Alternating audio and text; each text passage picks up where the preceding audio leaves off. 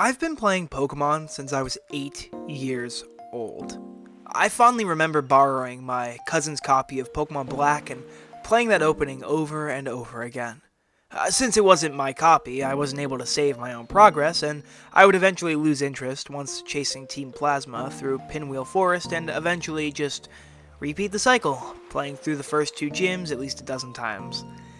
And ever since then, I've been hooked on the franchise. While I skipped Pokemon Black 2 at the time, the 3DS was the first console that I owned that I was old enough to actually know what games I wanted to play. I fondly remember my parents asking me what game I wanted for my 10th birthday, and I told them I wanted the new Pokemon game. A month later, I unwrapped Pokemon X, a game I never beat as a kid because Drasna's Dragalge made me very mad. Pokemon Alpha Sapphire was the first Pokemon game I ever beat the champion in. I remember spending time at my friend's house talking about the franchise because he had this massive guide to the game that we used to catch all the legendaries. Pokemon Sun was the first Pokemon game that I bought with my own money, and Pokemon Ultra Moon was the first Pokemon game I remember actually using team composition for. And ever since the Switch era has started, I have been hooked on the franchise. From the spin-offs, to buying merch, to actually watching the anime, Pokemon is one of those franchises that I've interacted with the most. But with all of these years of replaying the games and fondly reminiscing on my experiences, there's one thing about my time with the franchise that has haunted me since I started it. I've never actually beaten Pokemon Black. My first ever Pokemon game? Never touched it since I was 8 years old. I played through Pokemon Black 2 and White 2 at least 3 times. I'm currently replaying nearly every single 3DS and Switch era game, and I've played a plethora of ROM hacks, but the original Black and White, I never made it past Berg. So when I decided I wanted to start making Pokemon content for the channel, I figured there was only one real way to get myself back into the mix. I'm gonna finally beat my childhood Pokemon game, Pokemon Black.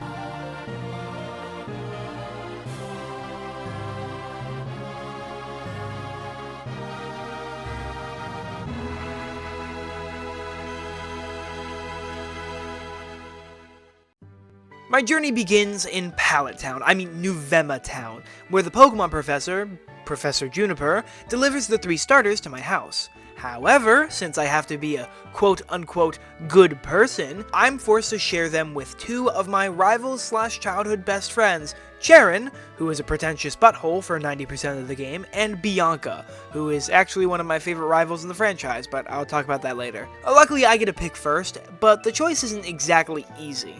I mean, for crying out loud, I didn't actually choose my starter for this playthrough until I was sitting here looking at the Pokeballs. My history with the Unova starters is odd, to say the least.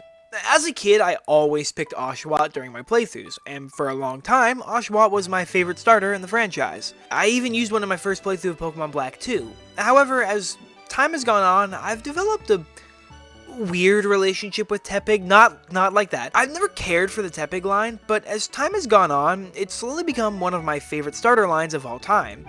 It's not being the Empoleon line or the Chestnut line, mind you, but for some reason I've fallen in love with Tepig and Emboar. Not Pignite, though.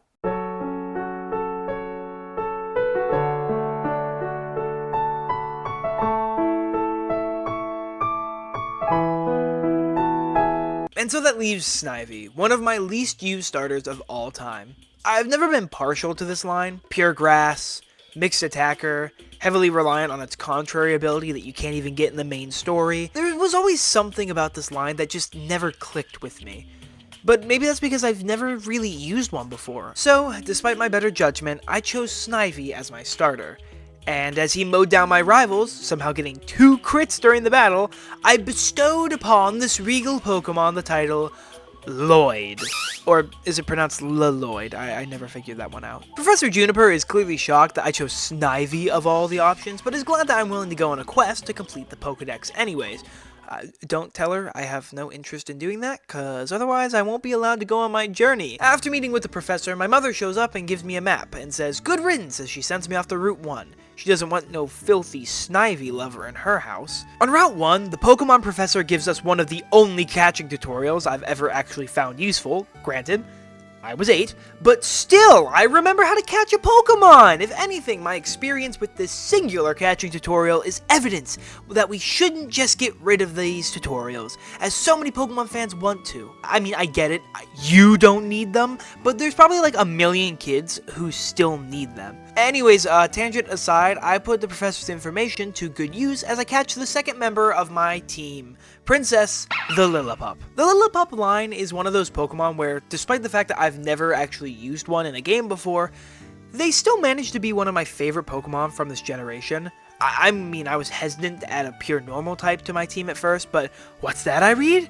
Intimidate. The Elemental Fang moves, surprisingly bulky, strong attacker, sign me up. Princess is immediately put to work as we make it to Accumula Town, where a very nice and polite and totally not sinister man is giving a speech about how we should be liberating our Pokemon. Look, I may have only had Lloyd and Princess for 5 minutes, but if anything happens to either of them, I would kill everybody in this region and then myself. This mysterious shifty man, reading my aura, decides to pack it up and leave the situation to... Oh, good heavens. I'm just gonna say it. On the counter, in the bathroom, in the kitchen, in the bedroom, on the floor, watching in the mirror, in the terrace, in the elevator, nasty dog style, missionary, pound hound, eagle spread, frog crouching jump, for kids, for fun, for pleasure, anywhere, anytime, anywhere. That is a hot man right there. Look, okay, you might call it cringe, but my girlfriend agrees with me that he's hot, and we have wildly different tastes in men, so clearly I am right and therefore justified to be cringe, and all of you can seethe. N is our third rival, and by far the most interesting and challenging of the bunch. A seemingly emotionally challenged man who views Pokemon as his only friends, and he seeks to create a world where Pokemon can live without fear of human intervention is such a cool concept for a villain that puts a lot of the other villains in this franchise to shame. Welcome, everyone, to the annual Evil Team Leaders Anonymous, where evil team leaders gather to gossip, heckle, and scheme. We have a new member today, so everyone be on your worst behavior. Let's give a hand to our newest recruit, N. So, what brings you to the clearly superior side of the war between good and evil? I wish to give my Pokemon friends a voice. If I'm to succeed, I would free Pokemon from those wretched Pokeballs and let them live in a world where they are equal to us. Yarr! This kiddo is speaking in logic and reason. Yeah, sorry kid. That's a bit too complex for most of these guys. Most of us just want power or money. Ideals and logic aren't exactly things we're worried about. Just ask that guy. Okay, but you have to understand, I'm actually a much more complex and interesting villain when you read in between the lines. Yeah, sure, and I'm not gonna become a multiversal dictator who wants to destroy every single universe because I'm petty, which would go against the original concept of my character, and would only happen because Game Freak and the Pokemon Company are so desperate to cater to Gen 1 fans.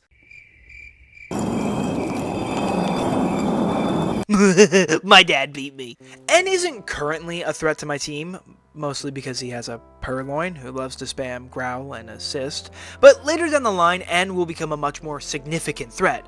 But that's later in the script, so it's not my problem. I haven't even written that part yet. I'd rather focus on kicking Bianca's team to the curb, a feeling she is going to become all too familiar with. Chargestone City is probably the most forgettable city in the entire game.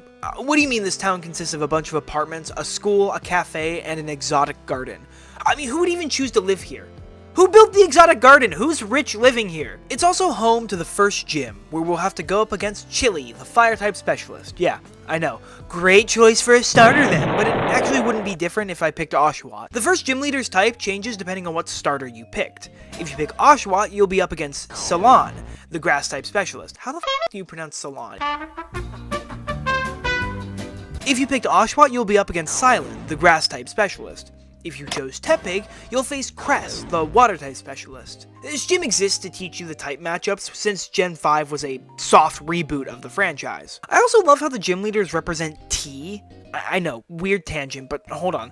Cress is obviously the water used as the base for the tea. Meanwhile, Ceylon has the tea leaves, which give the tea its flavor and aroma. Finally, Chili is the heat that warms the water, causing the tea leaves to release their flavor, creating tea. It's a small detail that takes the most forgettable gym leaders in the game from boring basic white boys to gimmicky basic white boys. And I was ready to pound these white boys. That's not right. And as I was getting ready to crush these white boys, my confidence was through the roof. The gym leader. I'm here to challenge you. Oh, I'm here to challenge the two of you. I'm here to challenge all three of you. Okay, I was not prepared for a triple battle. Alright, let's fight the one with the dumbest haircut. Being you, Chili. Imagine being named after a plant. And with that haircut, oh, you were doomed from the start, buddy. You didn't stand a chance in the first place. Alright, so he leads with a Lillipup. And I'm gonna lead with Lloyd. So what I want to immediately do is I want to start setting up growth.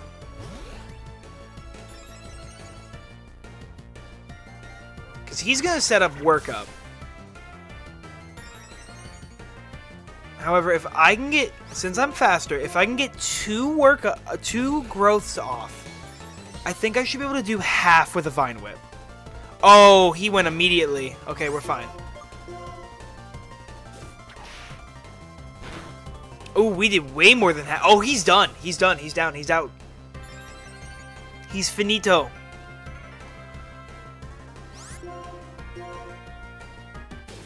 Because with that Vine Whip, he's dead. With another critical hit. Alright. Lloyd, I see you. I see you. Okay, but now here comes Panseer. And I can't swap out just yet. What I want to do is I want to immediately tackle. Yeah, because he's not going for the attack immediately. I get one free one at least. Alright. I'm going to go for a second one. If Lloyd... Okay, Lloyd, hold on. Please hold on. Oh! Oh my god. Okay. But now I can safely swap into Princess. Because he's going to start setting up workup because he can't deal enough damage.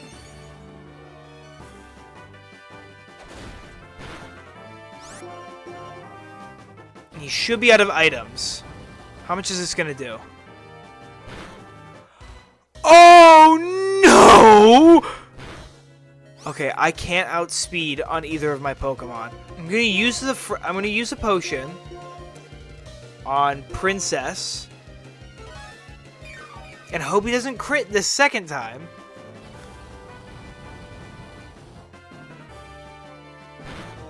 Okay. So, I'm making a call. Oh, the call was wrong. I might actually lose this.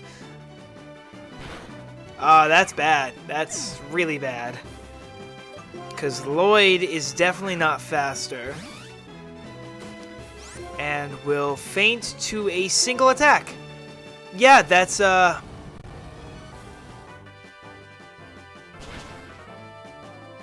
And he crit a second time.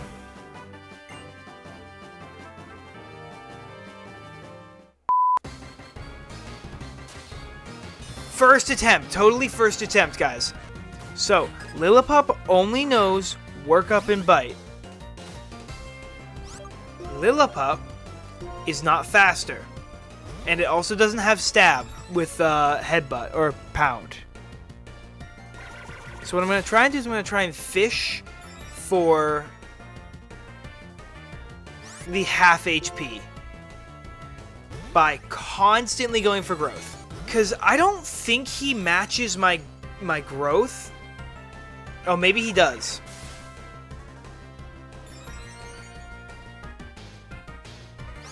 Alright, this is getting dangerous. I'm going for Vine Whip.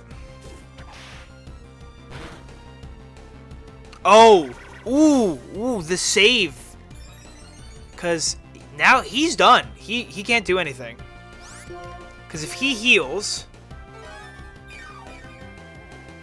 Yeah, even if he heals... His Pokemon just faints. Okay, I didn't know it was a range to kill. But now against Pansear, I'm at +3 with full HP. He's definitely going to work up. Yeah, I knew he was going to work up.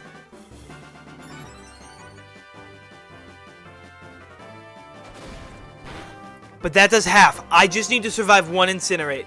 And he doesn't even go for it.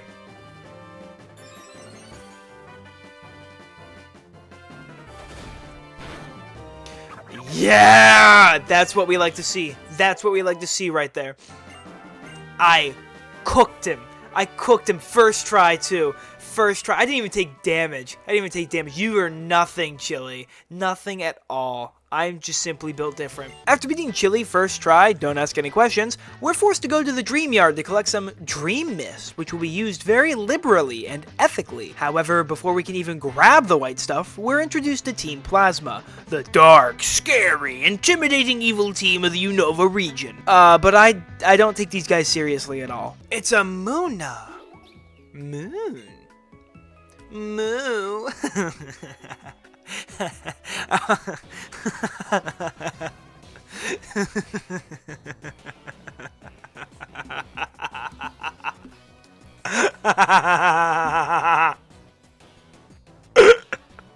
No.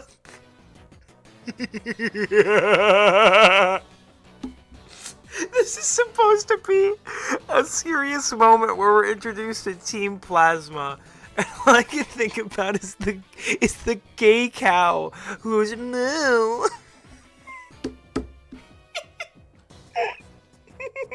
Team Plasma are...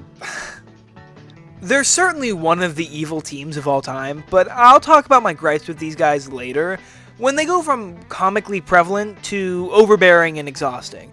Beating these two grunts allows us to collect the Dream Mist, which the scientist Fennel uses to make the Sea Gear, a unique feature with online support.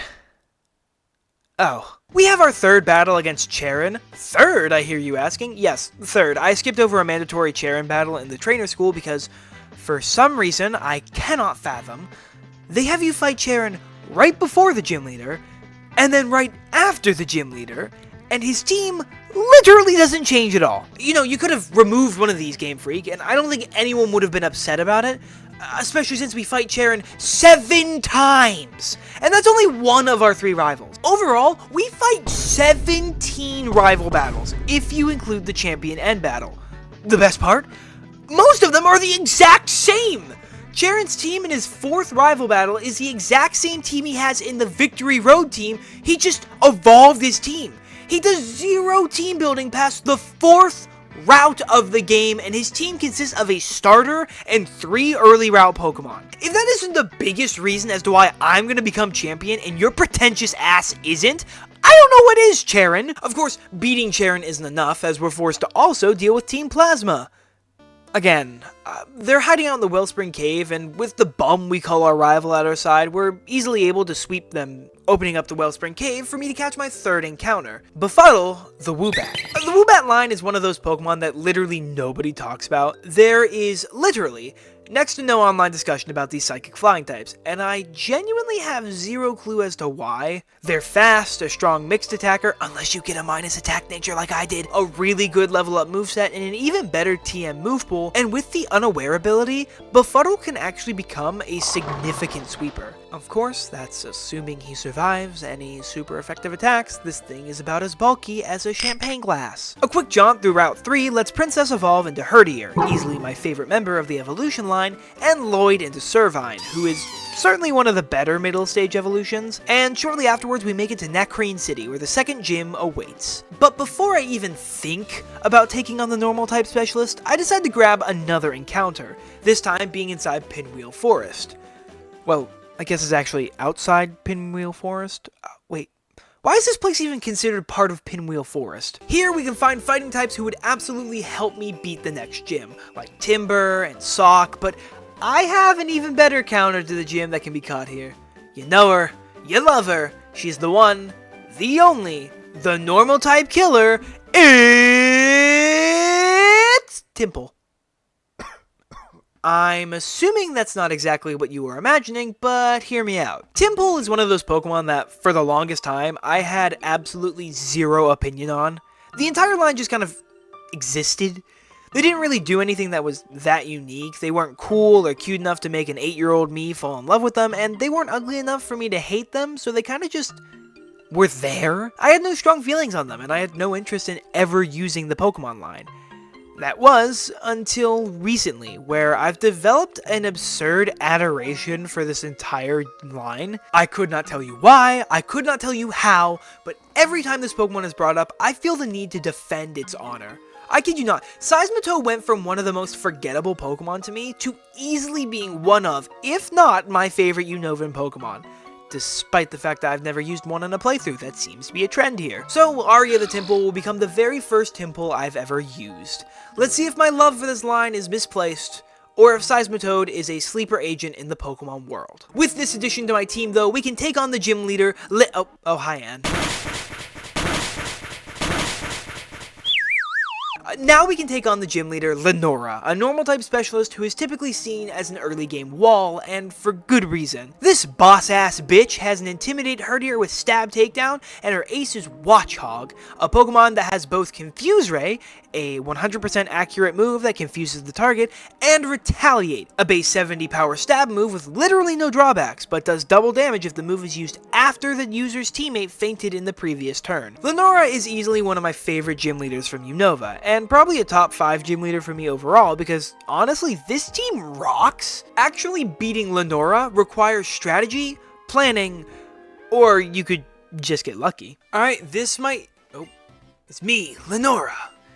Oh, Shadow the Hedgehog! Well then, Challenger, I'm going to research how you battle with the Pokemon that you've lovingly raised! Darn Hedgehog! Alright, Lenora time. This is gonna be terrifying. So I have a plan, though. I have a plan. Alright, so first things first, she leads Herdier. Her team is just so good, like, actually. But I lead Princess. Because both of us have Intimidate. However, I am almost certain this thing's going to go for some stupid move. So what I'm going to do is I'm going to swap into Aria.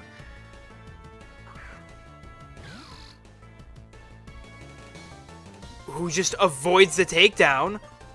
Wait. I've got an idea. Mudshot. Lower its accuracy. Okay, well, Princess, get in there. So we'll lower the attack again.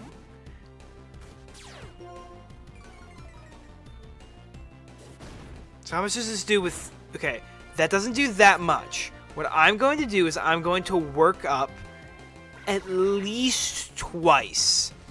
Because Herdier's not doing that much damage with Takedown. So then we Rock Smash. Does a lot of damage. Okay, good. Okay, then in comes the Watchog. I'm almost certain the Watchog is going to outspeed, but we're going to go for it because sometimes the Watchog is stupid. Oh, okay, it's stupid. It didn't go for the Retaliate. Oh, we just won that. It's over. We won. Princess clutched up. Holy cow. Yeah, that was one of the toughest battles in the entire game, trivialized. And people don't talk about Stoutland. So far, Stoutland has carried the game. I've got 4 Pokemon, and Stoutland's been the only thing that's been needed for both of the gyms. Of course, we're not allowed to have nice things, because Team Plasma realizes that it's been 5 minutes since they were last relevant to the script, so they decide to steal a skull for some reason. We team up with Berg, the gym leader of Castelia City, to track down these skull shoplifters through Pinwheel Forest, and since I'm in such a good mood, I'm totally gonna ignore the fact that Berg literally does nothing the entire time, then shows up at the end of the chase and says, "Oh, chasing them away anymore might be a bad idea." Like, oh really? Did that cross your mind as you watched me chase them down? Luckily for us, Berg decides to head back to his own gym, so off we head to Castelia City, crossing one of the most technically impressive landmarks in Pokemon history, the Sky Arrow Bridge. Compared to modern gaming, sure, it's really not that impressive, but to 8-year-old me, and still even now, I find Sky Arrow Bridge to be almost magical. The music as you travel across the road, the trucks all traveling below you, the dynamic camera angles, the sound of the wind whooshing around your ears, the occasional blasting of a ship horn, it's something that's genuinely indescribable. I cannot imagine ever experiencing the franchise without seeing Sky Arrow Bridge, and seeing what video games are truly capable of. Such a minimal thing, such a minimal area, but the impact it had on me is unimaginable. Castelia City, my extension, is wildly impressive. The largest city in Pokemon up until this point, which would be upstaged by the literal next generation, Castelia City is the most American part of this generation based off of America. I don't have a lot of personal connection to Castelia City, but what I do know is that, once again, Team Plasma has to ruin the moment by reinserting themselves into the plot. I'm pretty sure this is the furthest any of my childhood attempts got. I was so fed up with Team Plasma that I just stopped playing, and do you really blame me? In between their introduction after the first gym and now, we've had to fight them 4 times, and their teams suck. Patrat, Purloin, Patrat, Purloin. Ooh, this one's got a Sandile! Again, I have more to say about these schmucks later, but just know that, for now, Bianca had her Muna stolen, and we immediately get it back because Berg calls Getsus, who is totally not the secret leader of Team Plasma, out for being a hypocrite. Also, crazy how this game tries to act like Getsus isn't the main villain. They keep saying, oh, he's just one of the 7 sages, but like, he's the one incentivizing people to liberate their Pokemon? He's the one with the most dialogue and always talks for his fellow Team Plasma members? He has an actual design? This is such a random twist that the game just kind of forgets about after Clay, and I'm just calling it out now because I'm totally gonna forget about it in like 2 minutes. Well, after whatever the heck that conversation was about, Berg is the 3rd gym leader, and despite the fact that he's the gym leader for the giant, impressive, sprawling concrete jungle, he's actually, like, pathetically easy. Look, man, you chose to be a bug specialist in the city. You signed yourself up for a sweep. And sweep we did, as Befuddle and Arya are able to easily fumigate this gym, earning us the easiest gym badge yet. Sorry, Berg, I do really like your design and personality, it's giving a certain RuPaul feel, but you are a minor league gym leader who somehow made it into the big leagues because nobody else wanted to be a gym leader in Castelia City. You're only winning because the competition isn't desperate. We have a back-to-back rival fight right after sweeping Berg back into the closet, but even now my team is incredibly balanced.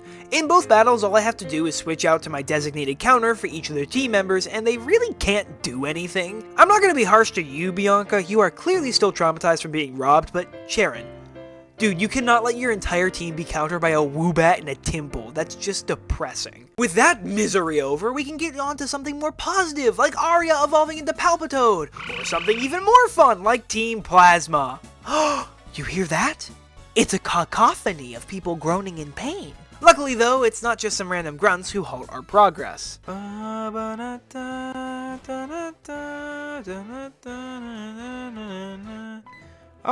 Oh, hello, beautiful. Oh, we're going somewhere? Okay.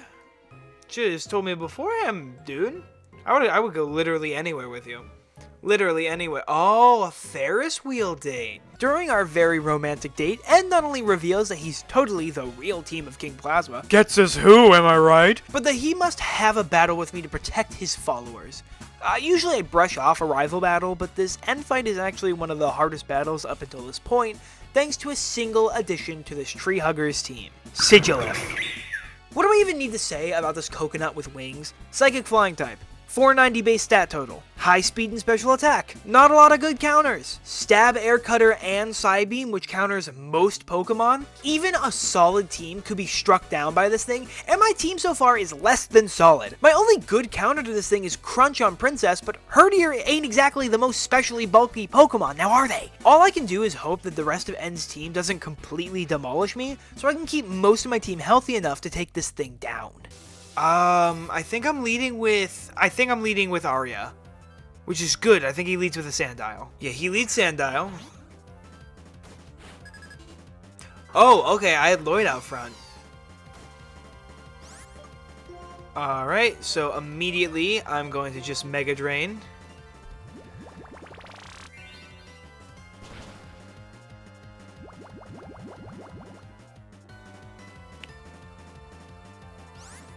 Thanks! Yeah, my Pokemon look happy. I've honestly been treating them very well, all things considered. A critical hit. Lloyd, man, come on. So he's totally going for a Fire-type move, so this is when I can swap into Aria. Honestly, Aria and Befuddle are really cuddling? They're cuddling? Okay, perfect. I read that like a book. It still did a lot of damage. To be fair, I think his Darumaka has Hustle, but it's dead, so who cares? So here comes Scraggy, so I'm going to immediately swap in Befuddle, who's not cuddling with Aria yet, unless there's fan art of that already, which would not be surprised. Swagger, that is actually really bad. Okay, I need to hit an air cutter. Befuddle, lock in. Befuddle, you did not lock in. You, in fact, you locked out. Alright, Befuddle, we are getting out of here right now. Who's a good swap? I need to keep Princess healthy, because Princess is my only counter for the... Oh my gosh, the Scraggy is insane.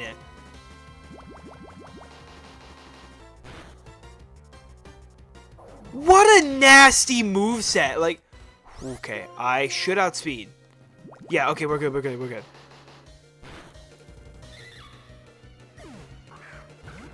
Okay, the problem with this Sigilif is I have no idea what it's baiting. So my only hope right now is that Princess comes in on something that doesn't hurt too much. Psybeam, that should be fine? Yeah, okay, that's a 3 hit. Unless it crits. Please, for the love of God, don't crit. Okay. That doesn't kill. I think I have to let Princess go down to ensure that... Yeah, I gotta let Princess go down. I don't like that I have to let Princess go down. But then Lloyd can come in. Because the rest of my team is brutalized. Okay, never mind. This team is not designed to fight a Sigilif. Why couldn't you have gone for Tailwind whenever... You already outspeed the rest of my team. I should have set up, Leech Seed. Hindsight is 20/20. Go for Tailwind again. Low roll? Well, that's not good. Okay. What do I do here? I think I go Befuddle. Who I'll heal with a Lemonade. Man, this Sigilif is kicking my butt. How much does this do? It's resisted, right? Okay, Tailwind petered out. Alright, all I gotta do is hit in Assurance. And Befuddle outspeeds, okay. Whew. Oh my god. That thing was nasty. Holy cow, that Sigilif was nasty! Oh, KingPotassium, you are such a quirky guy. Anyways, while I have your attention for a second, if you're enjoying the video, please like and subscribe.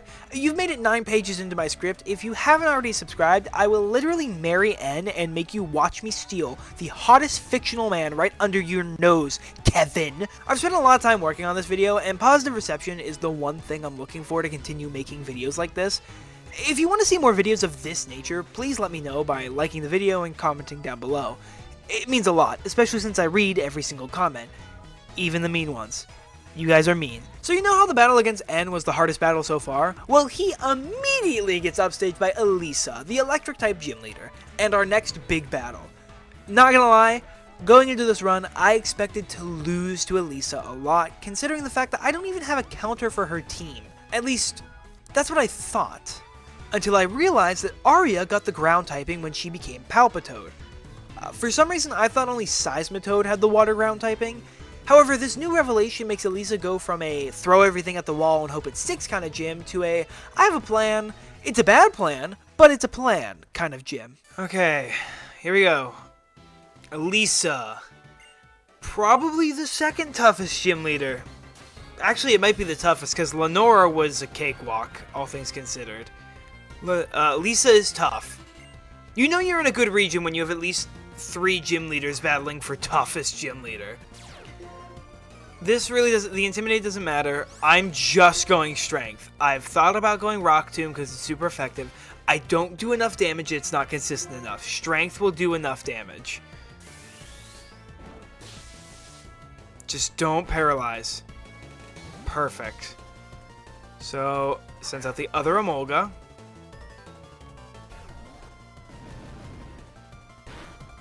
Like that does, see that does a lot of damage. I'm going to go for another Strength, because it's going to Volt Switch into the other Emolga. Just don't paralyze. Perfect. Okay, everything's going according to plan. Everything's going according to plan, because the other Emolga is going to come out. We do massive damage to it. Now we bring in Aria. Exactly, so now it can't do anything. So I just immediately go for Bubble Beam. It doesn't do... I feel like she's going to heal. So I'm going to go for Aqua Ring. Yep, I knew it. Okay. Oh, outspeed immediately? Holy cow. Okay, that does less than... I don't love how little damage that's doing. I think I'm going to go for an Uproar. Doesn't do that much more damage either. That's the problem. Yeah. Okay. Second Emolga comes out. This one's damaged. It can hurt me as much as it wants. Oh, it just dies. Okay. Okay, Zebstrika. Okay, so, first things first. I want to go for a Mud Shot.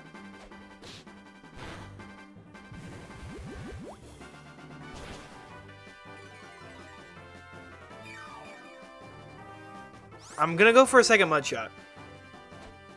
It's only going for Quick Attack.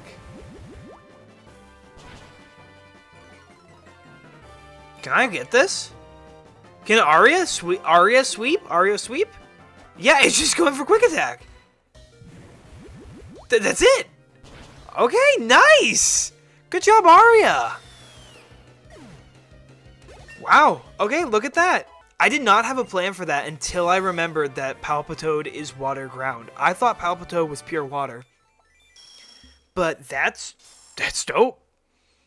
That's one of the hardest gym battles out of the way. With another gym down, you know what that means. That's right, another pointless rival battle. And it's over. Charon has not changed his strategy at all. Why am I not surprised? This is literally the same guy who meets the champion of the region. And the first thing he does is insult him under his breath. And the second thing he does is insult him to his face. I swear, Charon, you are so lucky you are paired with both Bianca and Anne, because otherwise I think you're next to Silver. Elisa decides to look past the glaring red flags that my friend gives off and uses her modeling powers to lower the Driftveil drawbridge. Oh, I'm sorry, the Charizard Bridge, allowing us to reach Driftveil City, where Charon is already beefing with the city's gym leader. I swear, I look away from you for 5 seconds and you're already causing a scene. I can't blame Charon too much this time, as the gym leader Clay, a man who is as southern as you can get, is clearly instigating the situation. He claims that since we had the bridge lowered, all of the Team Plasma members who were arrested in Driftveil City escaped into the cold storage, which is in Driftveil City. How does that work, Clay? How does a bridge lowering somehow let people escape from the town so that they could hide in the town? What were you doing, Clay? My, it is sure a fine day here in Driftveil City, the city that I love so much. I'm sure glad I rounded up these whippersnappers and prevented them from causing a ruckus. Oh, look, the Driftveil drawbridge is being lowered. Huh. From this angle, it really does kind of look like a Charizard. Hey, where'd my prisoners go? Shockingly, the cold storage, which consists of 4 consecutive team plasma battles, is really freaking boring. The most interesting thing that happens is that Befuddle finally evolves into Swoobat, a Pokemon that is so dumb looking and stupid that I literally cannot help but love him. Before I take on the Sarsaparilla Slurpin ground type specialist, I decide that it's been at least a few minutes since I last added a member to my team. So I head on over to Route 6, where after running around for ages, I can catch the next member of my team. Thorn the Karrablast. The Karrablast line is very similar to the Woobat line, in my opinion, in the sense that there's next to no conversation about this Pokemon. However, where with the Swoobat line, I completely understand the lack of conversation. It's not exactly an all-star, to be honest. Escavalier is a completely different situation. A great typing, insane attack stat, good casual move pool, amazing design. The literal only thing Escavalier is lacking is in the speed department. A base 20 speed stat literally places Escavalier as one of, if not the slowest Pokemon in the franchise. However, I fully believe that Thorn won't be burdened by this enormous weight placed upon him. In fact, I fully believe that Thorn could easily be the MVP of this run. Once I evolve him, of course. Karrablast is kind of just a fugly little gremlin who can't do anything for now. Especially against Clay, whose team is kind of designed to just be evil if you aren't a good water or grass type. A good thing we have Lloyd, right? Alright, so Clay's strategy is simple. Just basically hope to God that Lloyd can carry his own weight for once and stop being a bench fodder. Other than that, let's just get lucky. Clay is easily the hardest gym leader in this game, aside from Elisa. Well, I think about time to see for myself what his skills to make a gym leader like Elisa. Is it confirmed that Clay and Elisa are a thing? I feel like the newer games made that a thing, which would explain why the two of them talk about each other non-stop.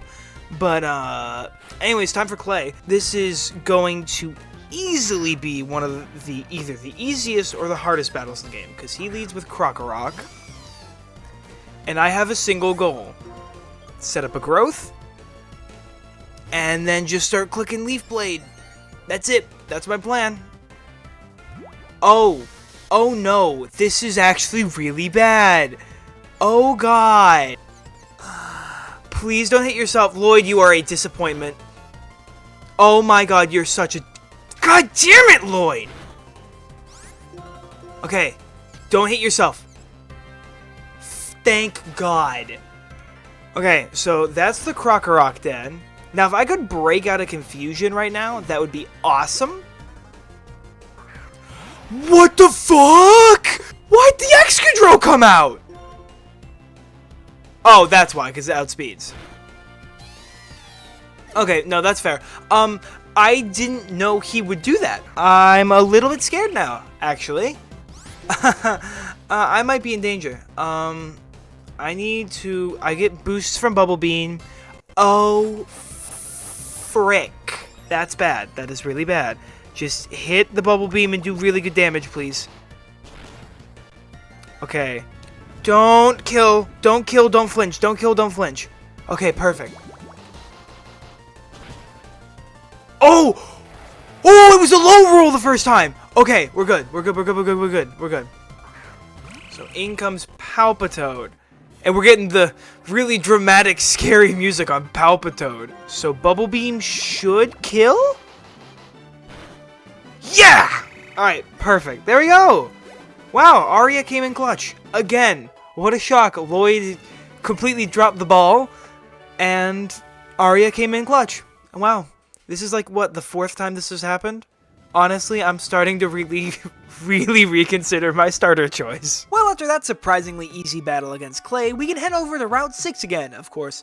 After another rival fight, I swear, you always have a rival fight in these games right after a gym battle. This is the 5th rival battle we've had so far that exists just because, oh, you got a gym badge. That means you must have to fight your rival now. Luckily for us, this Bianca battle is so easy that I genuinely have nothing to say other than, yep, this sure is the 5th time I've fought my rival right after a gym. Thanks to Clay being embarrassed by our clearly superior ground type, he opens the way to Chargestone Cave. Easily my favorite location in all of Pokemon Black and White. I'm not gonna lie, the idea of the cave that constantly is charged up with electric energy thanks to these magical floating power rocks, are super peak, and the blue color scheme makes this area stand out vividly against this region's primary uses of rich greens and whites. Plus, the encounters in Chargestone Cave are incredible. In fact, can I just say, I fully believe that this is the best encounter table a location has had in the entire franchise, not just these games. And now, after complimenting the hell out of Chargestone Cave,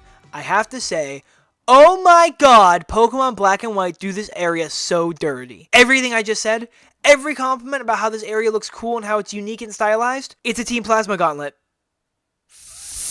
Have I mentioned I don't like Team Plasma in this game? It's not that they're bad villains, they're actually relatively competent and taken rather seriously, it's just the fact that they're shoved into the plot way too much.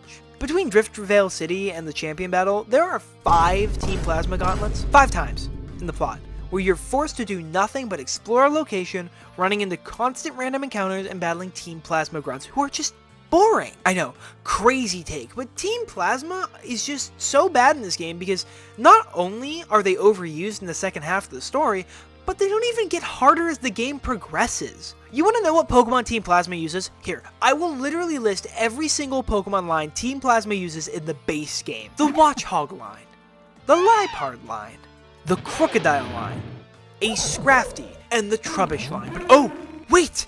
Only one trainer uses a Garbodor, so can we even claim the whole line is used? Hell, the only reason I even include the line is because of the one asshole who uses 3 identical Trubbish as his team! That's what makes me so mad about Team Plasma in this game. It's literally one of the 2 things about this game I don't like. Team Plasma and the rival battles. That's it. But at least the rivals are written well. Team Plasma is not only overused and repetitive like the rival battles, but N is the only creative bulb in this whole damn rotten bush. A single perfect apple in a barrel of rotten slop. You have a single thing going for you, Team Plasma, and it's the rival! If Team Plasma was given less screen time, or a more diverse team roster, or hell, just give them a quarter of the characterization they have in Black 2 and White 2, they could actually be really interesting and well-implemented villains. But no, they're the same mediocre villain team we've had up for the last 4 generations. Until Black 2 and White 2, the only thing separating Team Plasma from the rest of these schmucks is N and maybe Getsis. Speaking of our hot rival, we have a battle against N at the end of Chargestone Cave, and just to put the icing on the cake, this is not only the easiest rival battle since Charon on Route 3, but it's also the last battle against N until the end of the game. N's team here is just too weak against common threats. Specifically Princess, who has evolved into Stoutland, and Aria. Hopefully, my dear N, we'll get to see each other again. And maybe next time I'll actually get your number. Mistralton City is the location of our next gym battle against the skilled pilot who Game Freak felt the need to give the most insane hips in the franchise, Skyla. However, before we're allowed to take on her gym, the spunky pilot rushes off to the Celestial Tower and invites us along. I mean, we just met, but I can already feel a wonderful friendship blossom. It's a graveyard. She invited me to ring a bell atop a giant graveyard. Hello. Nice bell. This is actually really sick.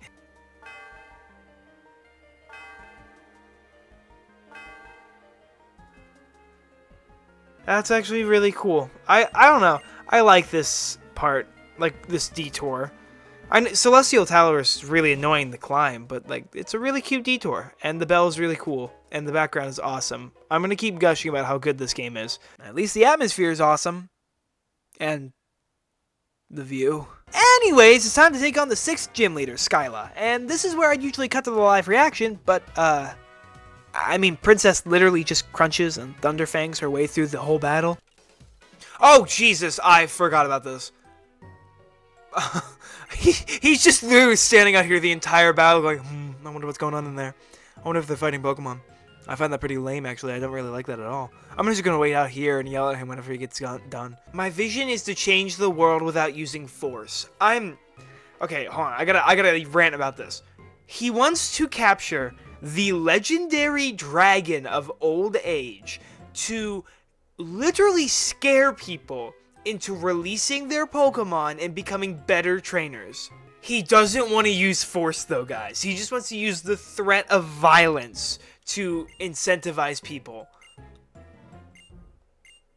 I don't understand, because your thought process is so flawed. Because objectively, he's totally in the right. He has a good point. His philosophy is, I don't want to use violence. I'm just gonna use the threat of violence to make everyone listen to what I say and follow my order with an iron fist. I feel like the depth of the situation is lost on him a little bit. Well, despite not doing anything in that battle, Arya decides to evolve into Seismitoad, and considering that Arya as a Palpitoad was somehow one of the best members of the team, I'm very excited to see how my favorite Gen 5 Pokemon does. We then have another battle against Charon, but would you believe it? His team still isn't dangerous because his starter isn't fully evolved and he's simply not built for this. However, for some reason, unbeknownst to me, Champion Alder is here to congratulate the both of us, despite the fact that Charon just cannot seem to take the goddamn compliment. Alder's respect for me far outweighs Charon's disrespect for him, and since Alder is such a fan of this video so far, he decides to lend us both the most important HM for the rest of the run, Surf. Why can't any of you do stuff like that for me? With this in our possession, I can finally complete the team, as back on Route 6, I can surf over to the secret alcove where I can enter Chargestone Cave, and by running around in here for long enough, I can catch one of the coolest Gen 5 Pokemon, Axew. The pseudo-legendary Pokemon, a pure dragon type who puts some actual pseudo-legendary Pokemon to shame. The Axew line is one I've always appreciated for its shiny form, and literally nothing else. Yeah, for the longest time, I've actually disliked the Axew line. Well, I thought Axew was cute. Fracture was intimidating, but I've always hated Haxorus, mostly because I thought this thing at the bottom was Belly Paunch. But now that I've refined my tastes, Haxorus is a sick addition to any trainer's team. So of course, Joan, the Axew, is coming with us to complain about trainer gauntlets and sweep through trainers. And thanks to Surf, we can also get access to a move that will revolutionize one of our team members. By returning all the way back to Route 1 and surfing on this random creek of water, just like on the East Coast, you'll randomly end up at the ocean, aka Route 17. Can I just say that despite the fact I actually hate water routes in these games, the vibes that Route 17 and 18 give off are immaculate. The idea that this part of the Unova is just this run-down and forgotten location, only explored by those with a thrill for adventure and daring, is so neat. I mean, just the fact that the route gate doesn't have the iconic scrolling text, and that the lady just talks about how relaxing it really is to not have to really do her job, really just sells the idea that these two routes are completely untouched by modern hands. The high cliff faces over rushing water, the fact that all the trainers here are either hikers or veterans, implying that you're somewhere powerful, where only the best of the best dare to explore and conquer. The powerful belting music, the flowing water, the overall natural feel of the route, it's all something that Gen 5 excels at. Gen 5 is the first region, in my opinion, that really makes each route feel unique and like an actual journey.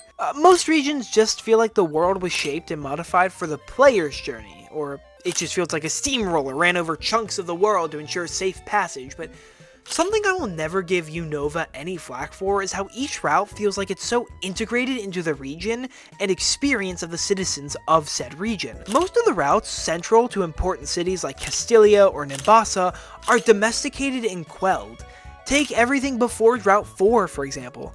Everything here feels purposefully designed. Trainers can explore the dangerous parts of the routes, but there are paths set for those who don't wield Pokemon. Some routes just have roads, but other routes have the grass blocked off by fences in hopes of protecting those unready for battle. Even Pinwheel Forest is a massive road just for those who are faint of heart. Route 4, the first untraversable route, is only that way because it's currently under construction to make it safer. However, as you begin to get further into your journey, especially in the mid-game between Driftveil and egregious City, the path is dangerous and untamed, because these aren't paths people regularly take. Regular business people aren't traveling from Driftveil to Mistralton through Chargestone Cave. They're traveling from Driftveil to Nimbasa, and notice how that path is modern and safe. It makes the world feel so much more defined and real, to know that the people who aren't naturally trainers are also of great focus when designing the world. It also makes areas like Route 4, Chargestone Cave, and some of the other locations coming up later stand out so much more. They're untamed wilds where only the brave and bold dare to step foot, and now you've also earned that title. It's a feeling that so few Pokemon games get right, and I do genuinely believe that the Unova region does it best.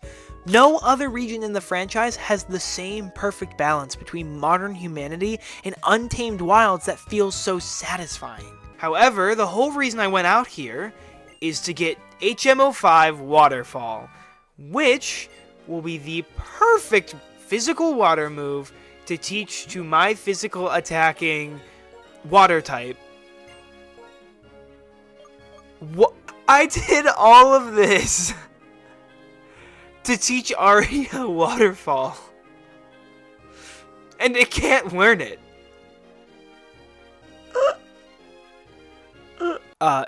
Editor's note here. I somehow forgot to include in the script that Lloyd evolved into Superior. I don't know how I rewrote the script 3 times and somehow forgot that every single time. We return to our regularly scheduled content with Twist Mountain, which is awesome in winter since you can just skip this entire dungeon by accident like I do. Look, I would have loved to have some big rant about this location, but I genuinely have nothing to say about Twist Mountain other than the fact that every time I explore it, the color scheme reminds me of Choco Mountain. Exiting Twist Mountain meets us face to face with Professor Juniper. Oh, no, not the one we met at the beginning of our journey. This is Cedric Juniper, the dad of our Professor Juniper. We were actually introduced to him back in Mistral City, but I was preoccupied by bigger, jigglier things. Besides, this guy's dialogue is surprisingly sexist, and he really just stands around the whole time. I just felt like mentioning that I do not vibe with him at all. We're now in egregious City, home of the Ice Gym, and a big tower in the woods that I'm certain we won't have to explore at any point in the near future. However, the city actually has a lot more to it. We just need to get rid of all the snow. Yeah, like that. Now, though, we can finally catch a Shelmet, and thanks to this random Shelmet that I just grabbed out of the bog, Thorn is able to evolve into his true form, Escavalier. Remember how I spent all that time earlier hyping up Thorn? Well, unlike solo leveling, Thorn isn't just hype moments and aura, as he's able to effortlessly sweep through the entire Ice Gym. Not just the trainers, but even Bryson isn't safe from the wrath of a bug scorned, easily earning us the 7th gym badge and making Bryson debate retiring and returning to being an actor. Of course, we've had it too good for a little while, so Team Plasma decides to just go all in on the whole domestic terrorism thing and bomb that giant tower thing, forcing us to explore the whole thing while fighting a bunch of Team Plasma members. Yay. Luckily, since this recording is in the past and I'm in the future, I can just skip over all of it and cut to the thing we all actually care about. Oh, I don't like the music. How have I forgotten this music? Oh, hey, Anne. I see you've got God on your side. Oh, that is actually super upsetting.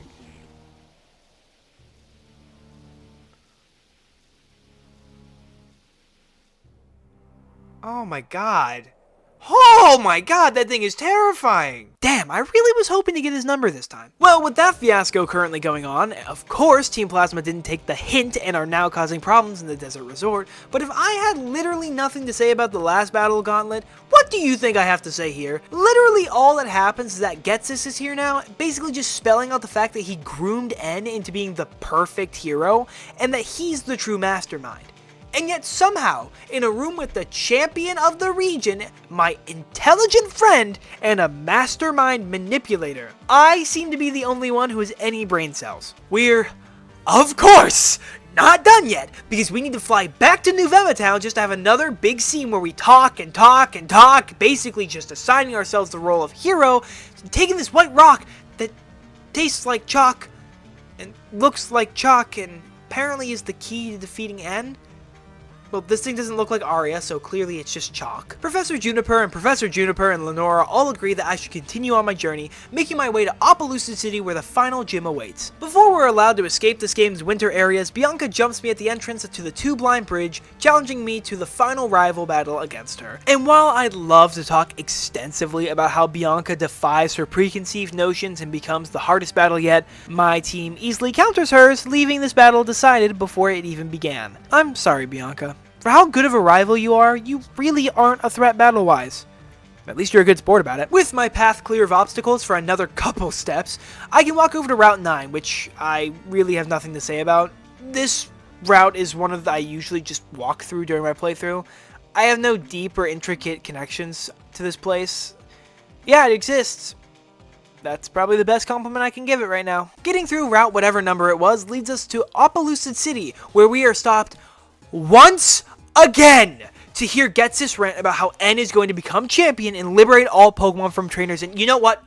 I don't actually care. I'm going to be completely honest. I don't care. The story has been so shoved down the player's throat since beating Bryson, and I'm actually sick of talking about it. We have the general concept. Nothing being revealed to us is new information. Why do you keep stopping my journey to re-inform me about N and Getsus? I know N and Getsus are around and doing evil things, because they've been doing that the whole game! Jesus H. Christ, can we just move on already? We're introduced to the gym leaders of Opalucid City afterwards being Drayden and Iris. And despite the fact that you only fight one of them, I actually really like what they represent here. You see, depending on which game you play, you fight either Drayden or Iris. Drayden, the mayor of Opalucid City, and probably my favorite gym leader in the entire franchise, is only fought in the futuristic Opalucid City in Pokémon Black. However, if you're playing Pokémon White, not only is Opalucid City a much more old-fashioned town, but you battle against Iris, who is Drayden's protege. I love this detail of the older man being the gym leader of the futuristic city, while the young Sprout is the gym leader of the ancient city. It goes to show how Opalucid City is all about honoring the past while also respecting the future, a major theme of these games. It's all about balance, the yin and yang. Also, for anyone wondering, yes, I solely chose to play Pokemon Black for Drayden. He's my favorite gym leader of all time. He's no Gilf who's a badass and could bench press his ace Haxorus, and I want him to pop my head in between his pecs. Sue me. Drayden invites us to challenge him at the Opalucid City gym, where he will test us to see if we are ready to wield the truth. With this knowledge obtained, Drayden invites me to challenge him at the Opalucid City gym, where he will test us to see if we are ready to wield the truth that is Reshiram.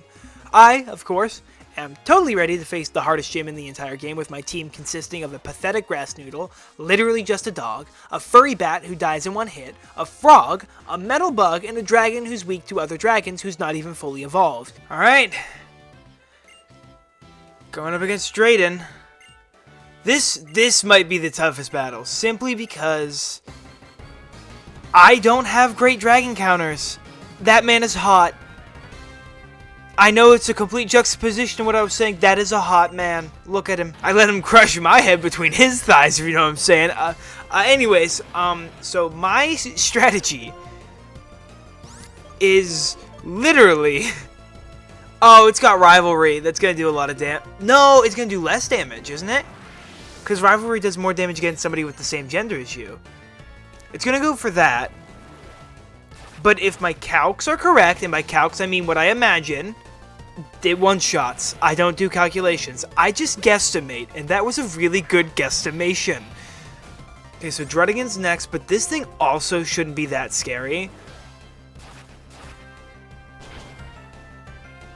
Yeah, I was gonna say... Oh, critical hit too, Jesus.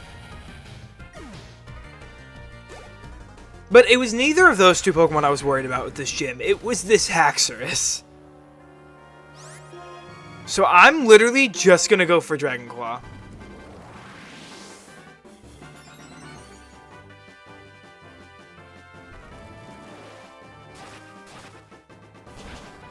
How much does this do? Oh, okay. Okay. All right. Never mind. I was so worried that was going to be one of the toughest gyms in the entire challenge, because I had Ice Fang on Princess and Joan to take care of that gym. But no, Joan just sweeps it with 3 Dragon Claws. Okay, fine, whatever. And this is where we deviate from my original script, which was recorded nearly 2 months ago. Yeah, I know, that's a really long gap for a video recording, but truth be told, this video has been a passion project of mine since nearly the beginning of the year, but my original ending never really sat right with me. All I did was complain about the story some more, talk about why I liked their rivals, and moved on. I had no final thoughts on the game, no lasting impression, or important words to leave off on. It felt hollow, especially after I discovered this video by Pink Vanillish that goes over the rivals in a more succinct, effective way than I did. If you really want to know my thoughts on the Black and White rivals, just watch that video. I share the same opinion as Pink Vanillish, and there's no point in me parroting an opinion that somebody else did better. TLDR, I think they're written incredibly well, but I think they kind of fall flat in the gameplay department. So instead of going more in depth like I did originally, I want to take this time to reflect on my journey with Pokemon Black. The Gen 5 games were my introduction to the series, and playing through them completely for the first time was an experience that I'm so glad I got to have. I already have a few other Pokemon games that I'm lining up for videos of this nature as we speak. Sure, it took me months of recording, editing, and fighting with my editing software, my YouTube channel essentially crashing and no longer getting consistently big videos anymore, and a seriously awful mental health crisis that showcased how deeply unhealthy my addiction to my own YouTube channel had become. But the video is finally in its final stages of completion, and for the first time in a long time, I look back at a project with a smile on my face. I made this, using my own creativity and hands, and I love it. I love what it represents. For the first time in so long, I'm fully proud of a video that I've made. It's not a video that I've created to make a bunch of views or pop off in the algorithm. It's just a passion project that I've sunk half a year into, and this video could bomb terribly, and I wouldn't care, because I'm proud of it, and that's really what matters. I say all this because for a really long time, I've wanted to pivot my content creation cycle into making more longer, passionate videos like this one. I don't fully enjoy the cycle I've worked myself into in hopes of making it big on YouTube, and less frequent, more passionate projects about games I loved like this one was something I always wanted to do, but I was afraid of the backlash I would get if I did it. Now though, after spending over 2 months editing and scripting and having some of the most fun I've ever had making a video, I'm no longer afraid to pivot my focus to some big videos. And I have to thank Pokemon Black for all of this. Yeah, I've been rather scathing about the game. I do have serious issues with it, don't get me wrong. I feel like the story is paced incredibly inconsistently, where there's too much story shoved into the last stretch of the game that it drags that final stretch down. There are way too many rival battles, including one more against Charon in Victory Road that still isn't difficult, which is why I'm skimming over it. I feel as though the game is a bit too easy for too long during that final stretch. This is one of the toughest Pokemon games in the entire franchise, but then after you beat Clay, the game is incredibly easy until you get to Drayden. Sure, that's only 2 gyms, but it's 2 of the last gyms in the game, and they shouldn't be super easy. Yeah, I swept Drayden with 3 Okos, but that was solely because Joan is insanely good. If I didn't have Joan, Drayden would have probably been the toughest battle in the entire game. However, these serious issues all melt away when you actually play Pokemon Black. The world design is incredible, with each route and city feeling so unique and different from each other. All the routes have a unique theme that helps differentiate them from the rest of the routes, and each other is memorable for their own reasons. I love almost every single route in this game, and the ones that I don't like are mostly due to personal reasons, like my disdain for desert levels or my hatred for constant back-to-back trainer battles. The characters are also unique and fun. The rivals are memorable, and for the first time in the series, I actually feel like a character arc was given to somebody. Charon and Bianca are both believable characters with their own internal struggles that they need help with, whether they realize it or not. N is a fantastically written villain who we watch change and grow for both better and for worse throughout the game. The gym leaders are also interesting, and giving each of them a job outside of just being a gym leader is an awesome idea that would be brought back in both Generation 6 and Generation 9. The new Pokemon are cool, cute, and insanely fun to use all at the same time. I feel like I grew so attached to my team so quickly during this playthrough. Usually it takes me a while to really connect with my team, but I feel like each member of the team had a moment where they shined brighter than any Pokemon I've ever used before. Lloyd is probably the Pokemon I have the least personal connection with, unfortunately. Lloyd was just so unreliable for so long, but I ultimately do have a fondness for Lloyd, and specifically his design. This is a killer design, and I will never hear anything that says that Serperior is a poorly designed Pokemon. It is a great design. I just kind of wish he was better. Princess is a consistently powerful addition to the team that I'm glad I added. Almost letting my Route 1 normal type bias stop me from using one of the most fun and diverse Pokemon in the entire game was almost the worst mistake of my life. I guess not really my life, of the playthrough, whatever. Princess hard carried long sections of the early game, mid game, and late game, and while I don't see her being particularly useful against the Elite Four or the champion, I still believe she belongs in the Hall of Fame anyways. Befuddle was an addition I mostly added because I knew my team was pretty garbage against fighting types, and for so long I kept asking myself why I didn't just pick Sigilif while trudging through the region with a Woobat. However, while it may not have shown in the video, Befuddle was an underrated MVP of the run. There were so many trainer battles where I thought I was doomed, but Befuddle swooped in and cleaned them all up. While he wasn't the best into significant battles up until this point, Befuddle had proven his love and commitment to the team over and over again, and had saved my hide more times than I can count. Besides, a little spoiler for later, but Befuddle ended up being a rather important member of the team during the final stretch. Then there's Aria. This warty frog, considered by most of the fanbase as the worst water ground type, was easily my MVP of the run. This beautiful specimen was so effective and enjoyable to use that Aria herself is part of the reason Seismitoad is one of, if not my favorite Pokemon ever. She carried so much of the run on her bumpy back, and I genuinely cannot put into words how proud I am when I see how far she's come. From a prove yourself encounter to the ace of my team, Aria was, and always will be, one of my favorite Pokemon I've ever used for a playthrough. Thorn was an encounter brought on to fulfill my Steel-type quota, and Escavalier was the one Unova bug type I've never used. I've used Leavanny and Scolipede a dozen times, Volcarona was a beast that I couldn't even use due to its insane evolution level, and I forgot that Crustle existed, to be honest. However, Thorn heard my doubts and decided to subdue them. This steely Lancelot pierced his way right into my heart, hacking, slashing, and smashing every obstacle that came his way. I've heard so much bad talk about Escavalier and Excelgor, but I don't really think I believe it now, especially considering how good Thorn was into the late game. But you'll see that yourself. Finally, we have the last minute addition to the team, Joan. While originally I had planned to use Mienshao on my final team, I decided that it would be more fun to use a Unovan Dragon that Game Freak seemed to hate. I'd always heard good things about the Haxorus line, but I genuinely didn't expect it to be as good as Joan ended up being. Joan was a serious threat to any opponent who dared to challenge me, and I knew she'd be a powerhouse against the endgame. These 6 Pokemon were so instrumental to my enjoyment of this playthrough, and this was easily the most connected I've been with a team during a playthrough in a long time. And considering I play a lot of playthroughs, that's pretty friggin' big. Each member of my team had a niche they filled, and every teammate had a vital position that they fulfilled, and they'd need to master that position quickly, because after our entire journey, we finally made it to the Pokemon League.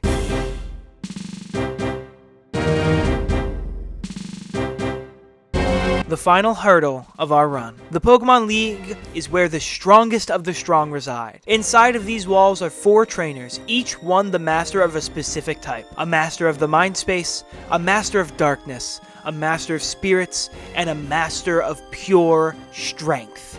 Beating these 4 masters will allow us to take on the champion, the strongest trainer in the region, and our final battle in the playthrough. Beating the champion would prove that our team were the strongest out there, and these 6 had worked so hard to make it here, I wasn't going to give up on them at the final hurdle. I put together a perfect team for each and every one of them, a moveset that completed their strengths and items that covered their weaknesses.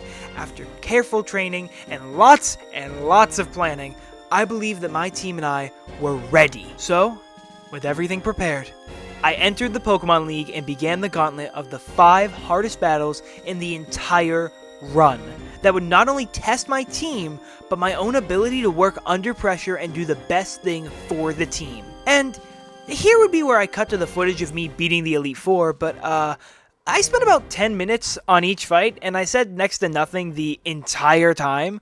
So instead of just showing my raw footage, I decided to spice things up a little bit. Cue the montage!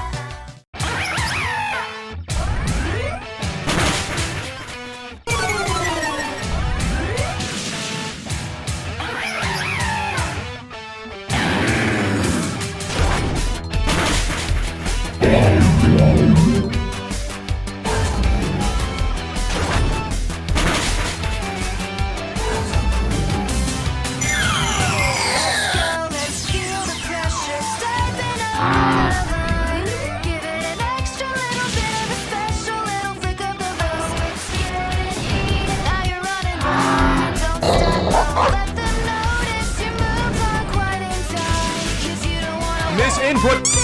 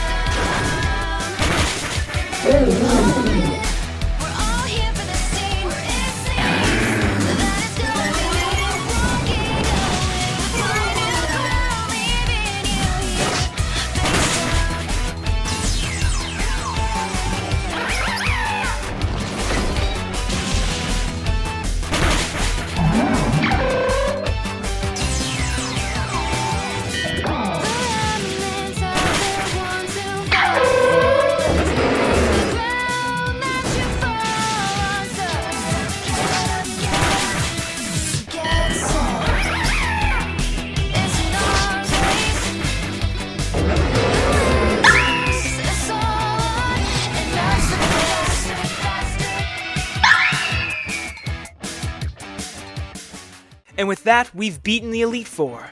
And now we are just steps away from taking on the final champion battle. With this though, I'm stepping away. Everything you'll hear from this point forward is pure live commentary of my blind reaction to the end of Pokemon Black. I want to thank you all so much for joining me on this journey, and I hope you all enjoyed it as much as I did. If you did, please let me know by liking the video, subscribing to the channel, or just commenting something down below. I really love this video, and I've worked so hard to make it something that I am proud of. And if you guys want to see more of it, or you just want to showcase that you did enjoy it as much as I did, please let me know. Videos like this take a really long time, and oftentimes, you kind of want to give up halfway through. But an important thing is that I didn't.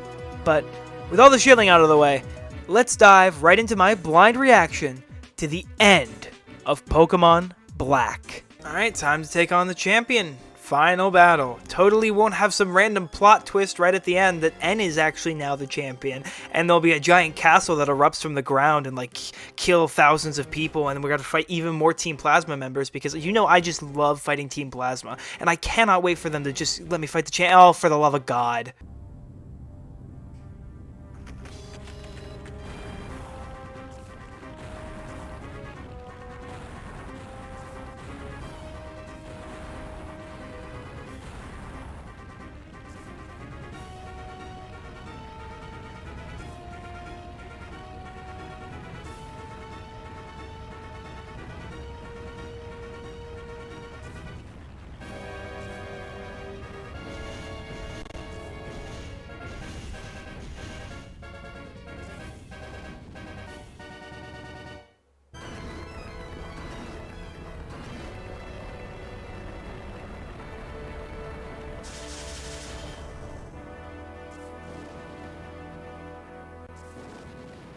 Okay, but how is this going to affect the trout population? Oh. Oh my, wait, hold on. Hold on, this is actually sick.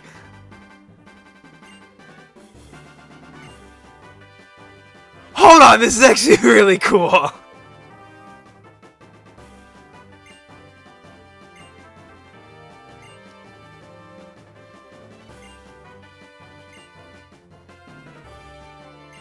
Oh, Bianca actually did something!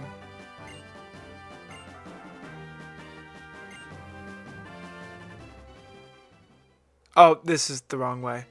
That's actually so... I didn't know it played their music. Like the final gym leader Pokemon. That's so sick!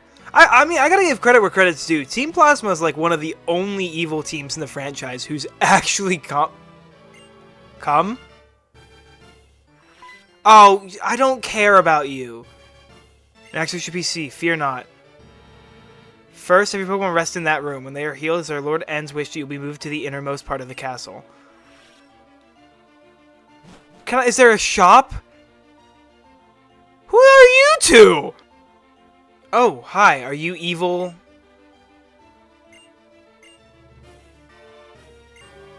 Oh, Jesus Christ. Yeah, again, I'm not gonna ignore the fact that these people are horrible.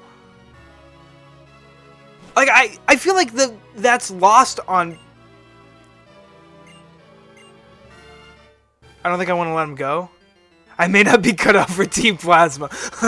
Okay. Oh, good Lord Almighty. I did not need to get that close to you. Welcome, holder of the Lightstone. The castle has appeared as if it were enveloping the Pokemon League as a symbol. A means Unova will change. The king of this castle is the strongest trainer in the world. He's accompanied by the legendary Pokemon. He has defeated the champion. Added to all that, his heart burns with the desire to improve the world. If that's not what makes a hero, what more do you need? Now that the stage is set, we can seize people's minds and hearts. We can bring it into being the world that I know, that Team Plasma desires more easily than you can imagine. We, and only we, will use Pokemon, and we shall rule the powerless populace. I've been waiting so long for this. I've kept my silence so no one could piece together what I planned. Now those painful days are at an end. Go, onward. Discover whether you have what it takes to be a hero. Psychopath. Oh, you got a throne?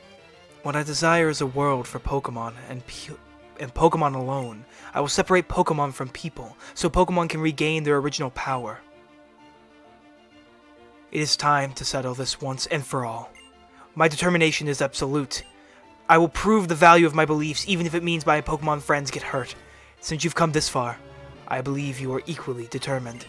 If that's so, prove it to me. Show me the depth of your determination. Okay. I don't know how the... Hi. You came all this way to battle me, but Reshiram is not responding. You haven't yet been recognized as the hero, have you? How disappointing. I actually kind of liked you a little. Through our many battles, I got the feeling that you might be a trainer who truly cares for Pokemon. But I was kidding myself. The idea of trainers getting to know each other through battles is ridiculous. You have two options. Challenge me to a fight you can't win, or leave this place and watch the birth of a new world where Pokemon are free of people. Zekrom, come to me. Oh god! Oh god, I hate it. I actually hate it. Hi? Hi? Whoa!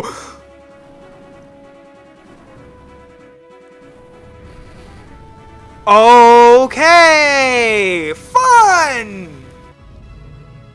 Oh. The Lightstone. It's trembling inside the bag.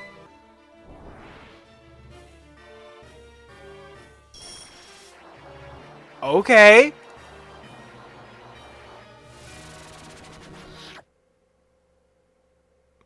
Oh. Oh. Oh. That was... The music stopping was actually really cool.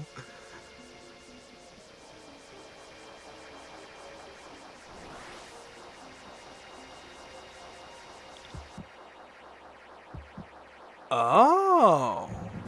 Oh!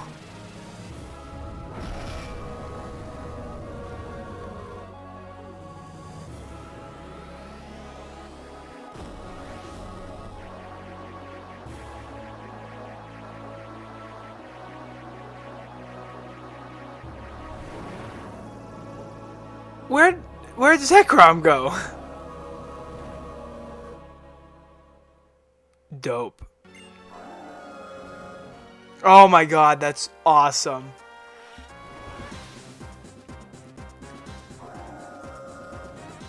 Oh boy.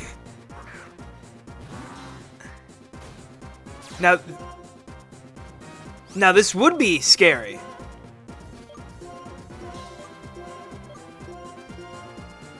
If I wasn't a pussy.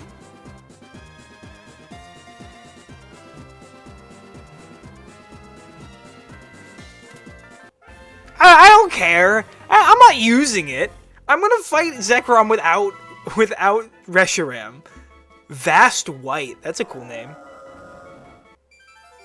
Oh my god. Yeah. Oh, it's so good. Ooh, I heard that ticking clock. Clock?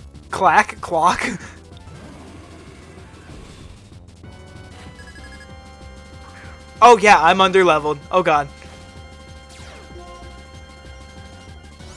Alright, first things first. I'm going...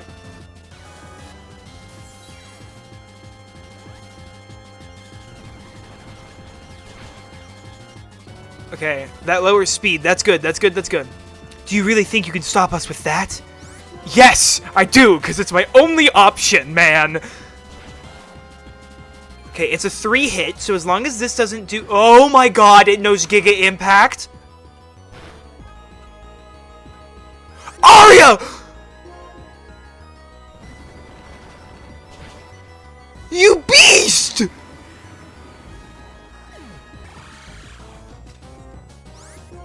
This... I'm gonna go Drain Punch. Why does this team know these moves? Arya, no! Oh my god! Joan might be the best option.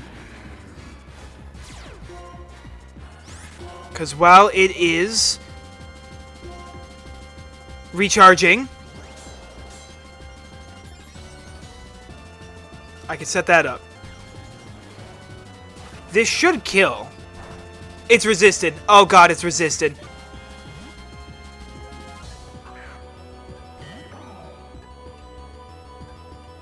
Okay, that's good. That's good. That's good. That's good. That's good. That's good. That's good. That does next to no damage. Okay, but I should be good to just go for X Scissor. He's gonna full restore. That's bad. I didn't know he used items. I need to revive. I need to use my turn to revive Arya. All right, he's baiting. He's baiting Thunderbolt, so Arya can come in for completely free.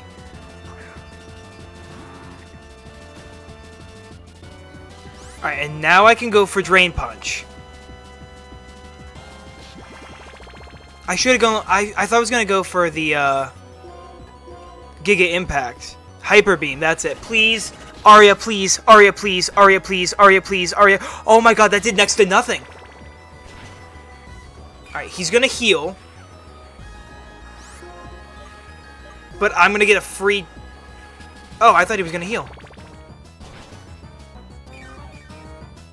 Nice, wonderful, great. Two. I'm gonna go for Bulldoze.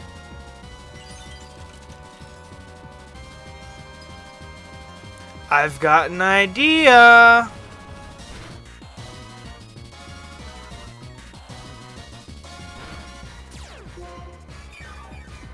I've got a big idea, because I know what you're going for.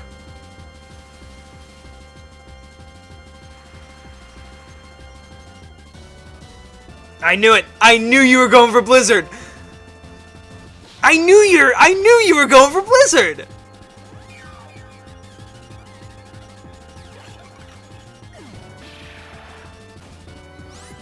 Can this Zoroark do anything to me? Night Slash. Arya is actually like...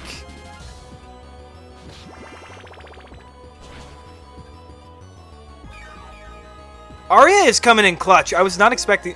Oh, get wrecked, loser.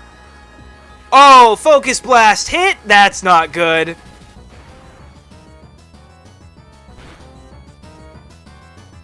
Ah, it was a crit too. Are you Arya? I'm so sorry. Okay, Lloyd can come out and can set up a coil because the Zoroark is going to die next turn. Because I know he's got a Caracosta. He hit a second Focus Blast? Oh my god. What's this thing have?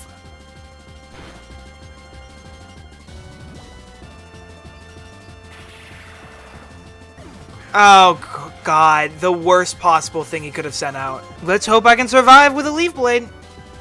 Oh god, that's gonna kill. Yeah, that's gonna kill. Yeah, there's no way that didn't kill. God. Perfect. Lower the attack. That's what we need to do. Wait. He's gonna go for acrobatics again. No, Thorn's too low. I can't risk losing Thorn.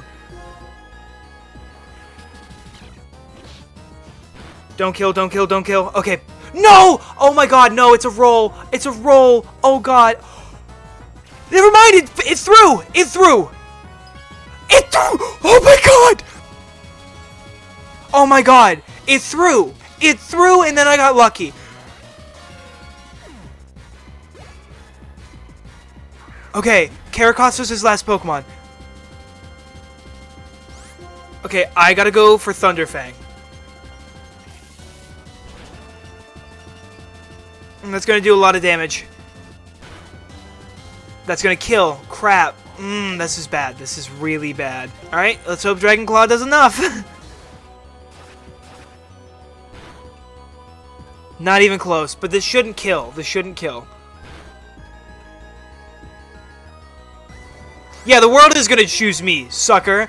Get Dragon Clawed.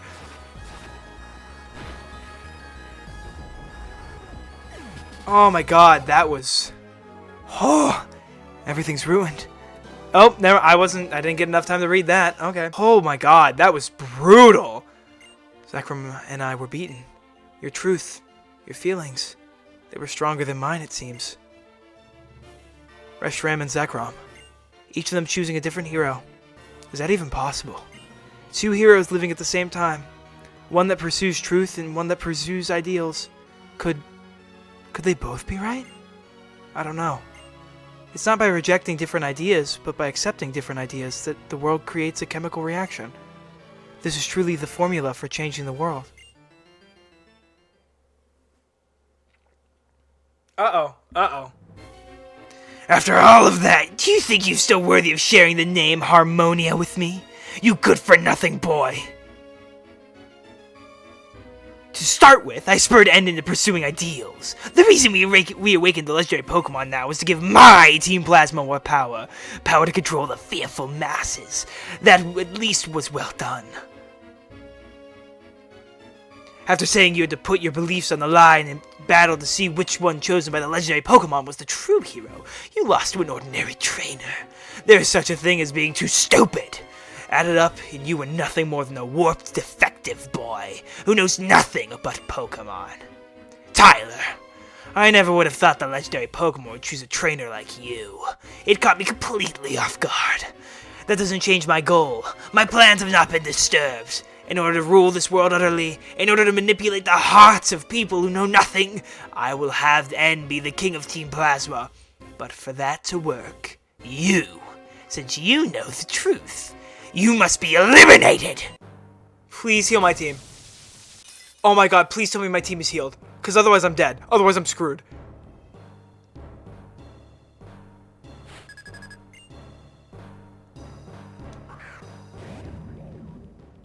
Wow, wow, wow.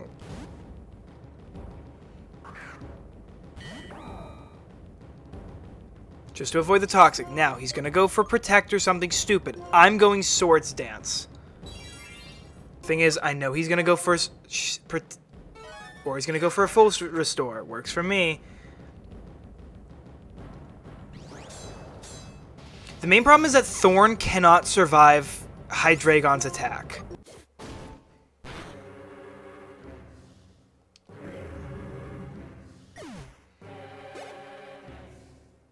Because he baits in Hydreigon because this is his only fire type. Pokemon with a fire type move. I would love to hope that Thorn survives. However, I do think the best course of action is to swap into Joan. is to swap into Aria. I changed my mind. Because he's definitely going for Fire Blast. Aria should 4 times resist it.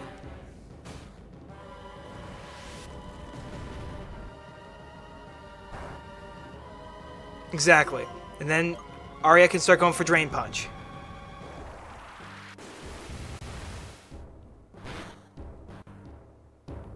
Or I can just get crit. Yeah, that's great. That's actually so awesome, game. That pisses me off. Oh my god, that actually pisses me off so much.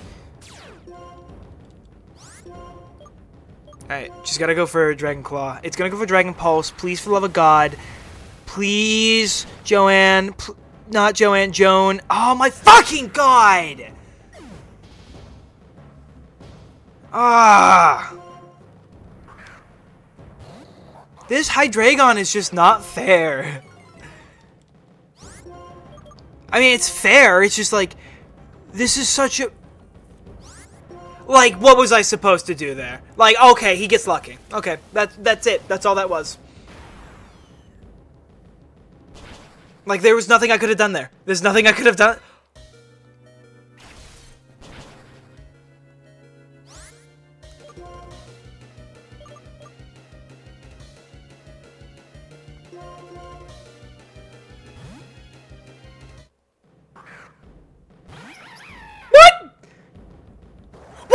Why are you going? It's so... See, because that kills. That just kills Befuddle, right? Befuddle lives. Befuddle, please outspeed Air Slash.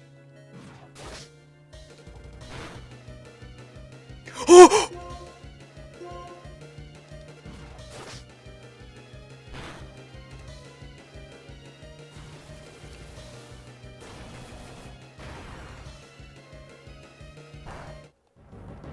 Oh my god, it's right there! Oh my god, it's right there! I just need to... My team is not built for this. My team is not built to survive this. I can't... My fastest team member who could... The only person who could outspeed the Hydreigon's gone. Why'd I go for the move with less priority?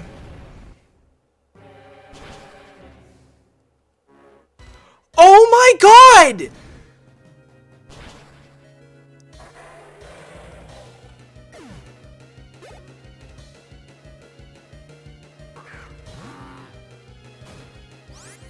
Seismitoad's slow.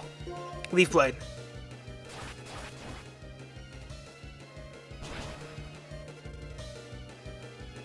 Okay.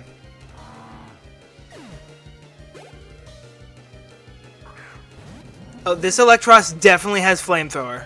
I need to heal up. I need to heal up Princess. It's a sacrifice I have to make. It's a sacrifice I have to make because I need to get Princess in here. Because I know this Electros has Flamethrower. I know this thing has to have Flamethrower. Okay.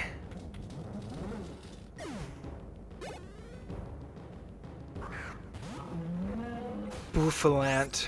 I have an idea, but I need Princess to take a dangerous attack so Thorn can come in.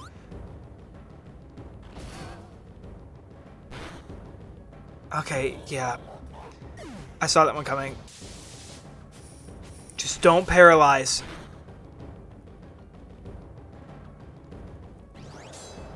Okay, all I need to do is hope that that wild charge, the next wild charge, does not paralyze or get a crit.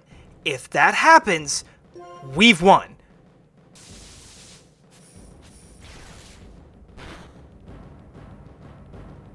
Okay. Okay, we're good. Because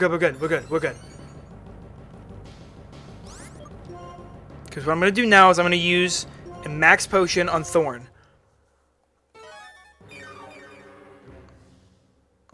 Okay. It's going to go for another head charge. That did a lot of damage despite the fact it was resisted.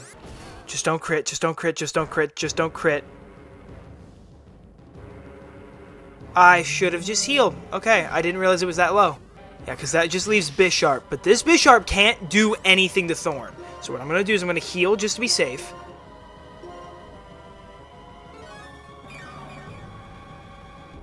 Come on, Thorn. Thorn, you are possibly the greatest Pokemon I have ever decided to take up my journey with me. Because that's a +4 X Scissor. How much is it going to do? It one-shots! And that's it! Oh my god. Oh my god. That was so stressful and so brutal and so horrible. Yeah, arrest that schmuck. Get rid of him. I hate him. I want to talk to you about something. Oh my god. Wait. We gay? We gay? Because I'll be gay with you. It's about when I first met you in Accumula Town. I was shocked when I heard what your Pokemon was saying. I was shocked because that Pokemon said it liked you. It said it wanted to be with you.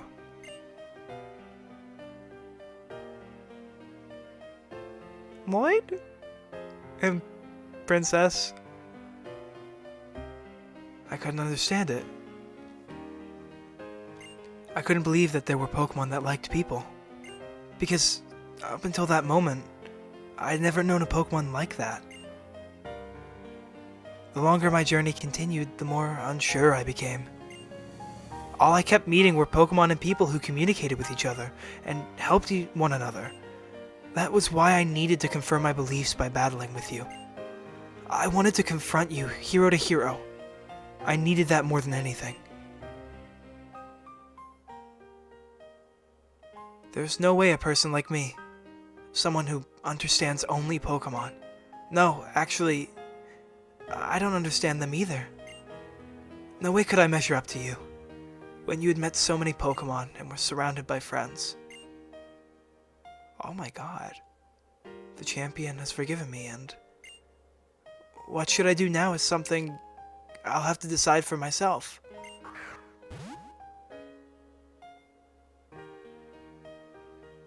Tyler, you said that you have a dream. That dream, make it come true.